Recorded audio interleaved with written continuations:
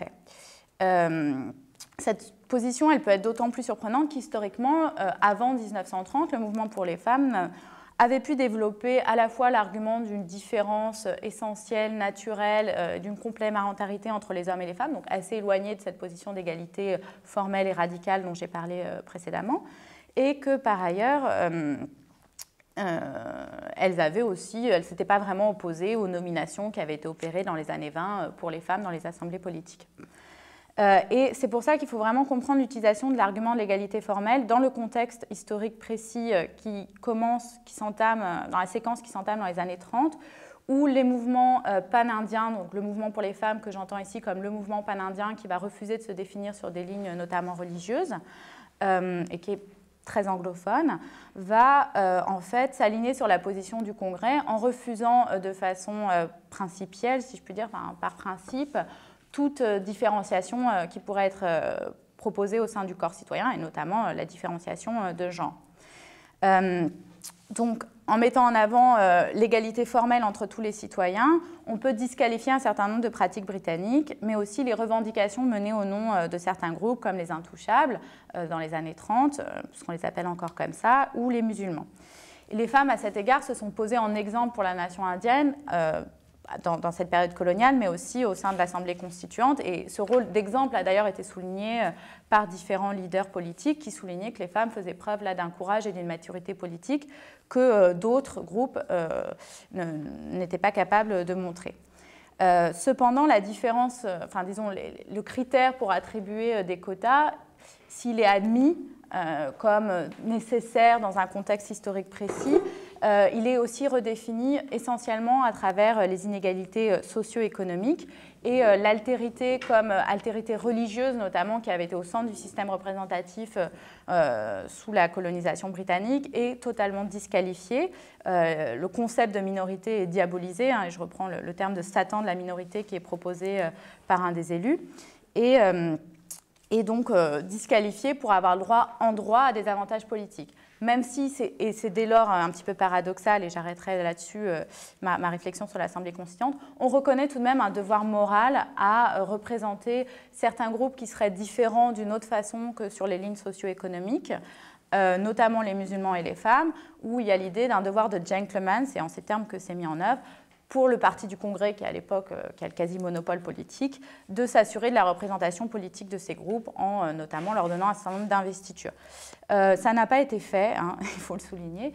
ça a été plutôt un échec, puisque la représentation politique des femmes a plutôt eu tendance à diminuer en fait, à partir de la fin des années 50, pour réaugmenter de façon quand même assez légère à partir des années 80, et celle des musulmans a également chuté.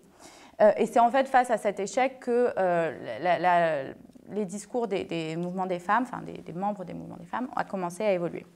Et donc c'est là-dessus que je vais maintenant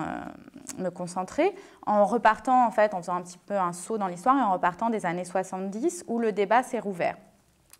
Avec comme enjeu tout d'abord la redéfinition en fait, de l'égalité homme-femme, en renonçant du côté du mouvement des femmes à une définition formelle de l'égalité et en s'inscrivant dans cette possibilité de demander des mesures temporelles telles que les quotas, des mesures temporaires, pardon, pour assurer l'égalité. Alors ce qui se passe dans les années 70, c'est tout d'abord la réalisation d'un rapport pour, en fait, dans le cadre de l'année internationale de la femme, enfin de la conférence de Mexico qui va lancer la décennie de la femme, pardon, en 75. Et donc, un certain nombre de parlementaires et de féministes principalement et quelques chercheuses, enfin, souvent ces trois catégories ne sont pas toujours distinctes,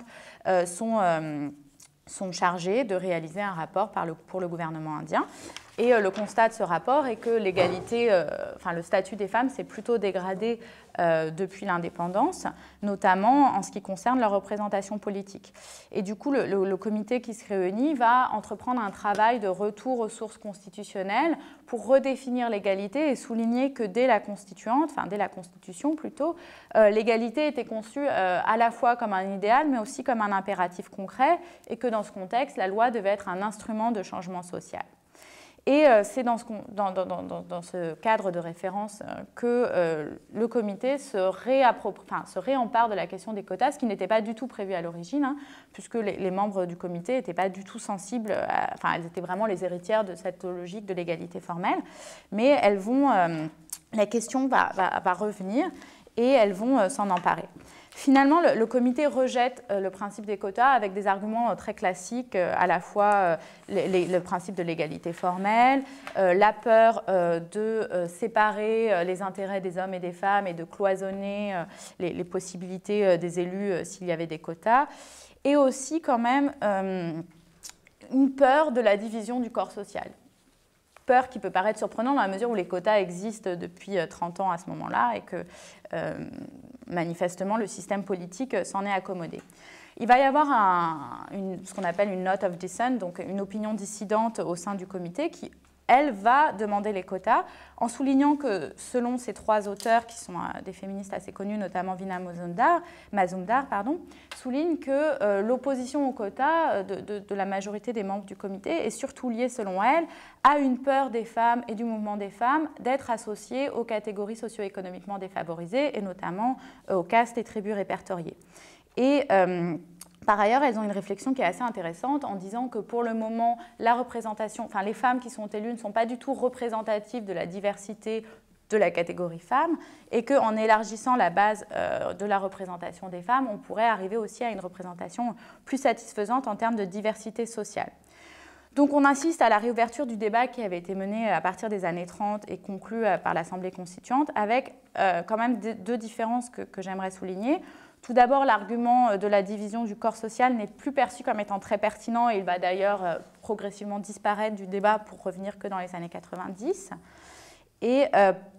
le contexte a également énormément changé dans la mesure où l'existence de quotas pour différentes catégories semble être devenue un acquis incontestable et relativement incontesté.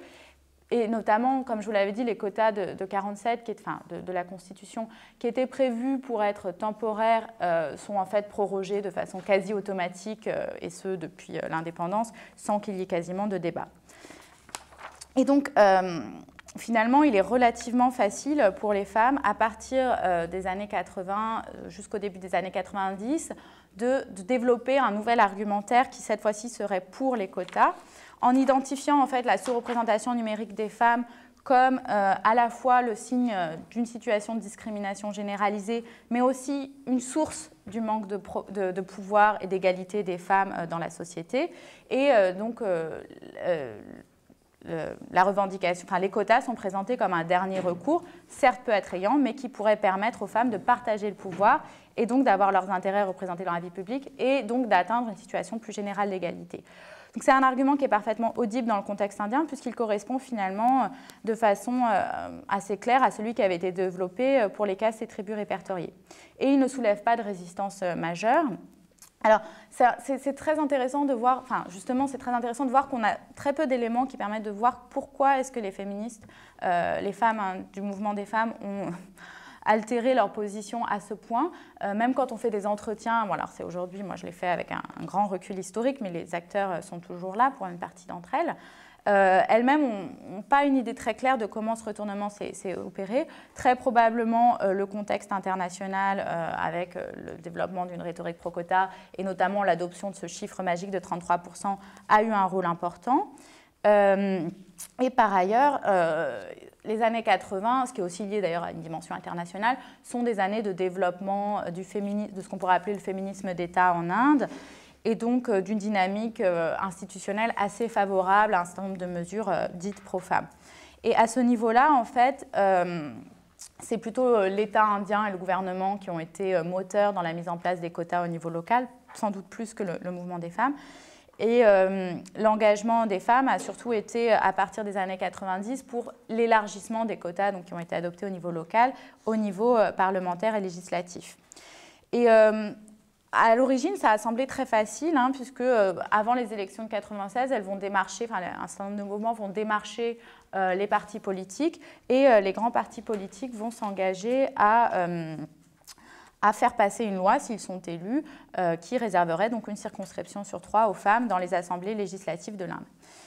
Cette loi a effectivement été présentée au Parlement en 1996, puis représentée un certain nombre de fois, et elle n'est toujours pas votée. Elle a été en fait votée à la Chambre haute en 2010, mais toujours pas à la Chambre basse, donc elle n'est toujours pas une loi, enfin un amendement constitutionnel en place. Mais elle n'est toujours pas abandonnée, donc c'est quand même intéressant de voir que malgré 16 ans d'échec,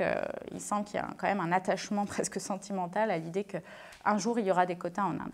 Alors si on regarde l'objectif officiel de la loi, c'est vraiment de permettre l'empowerment, je reprends le terme qui est utilisé, des femmes, et donc de permettre l'accès à l'égalité. Il y a un travail, notamment dans les commissions parlementaires qui se sont emparées de la loi, à vraiment rentrer dans ce cadre constitutionnel du désavantage socio-économique, en définissant, en évoquant l'exclusion historique et sociale subie par les femmes. Donc on est vraiment dans une démarche très proche de celle des castes et tribus répertoriées. Et en évoquant également un concept intéressant qui est peu développé du socio-gender hurdle, donc de l'obstacle socio-genré, donc l'idée qu'il y a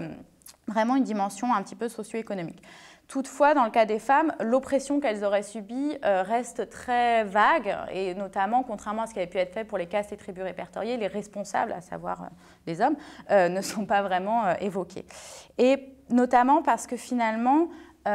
pour la première fois, on va avoir des quotas qui vont vraiment être justifiés de façon explicite, notamment, et ça se voit très nettement dans les débats plus que dans les rapports parlementaires,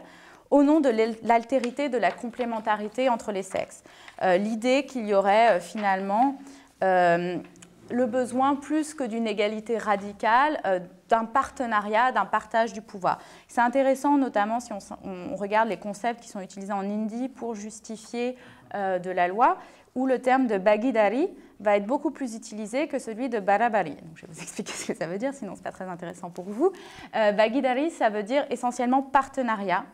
partage, participation, tandis que barabari va signifier égalité, parité éventuellement, même si bon, c'est une traduction peut-être un peu sauvage, mais dans certains contextes, rivalité. Donc là, on insiste vraiment sur l'idée, par le concept de bhagidari, qu'il faut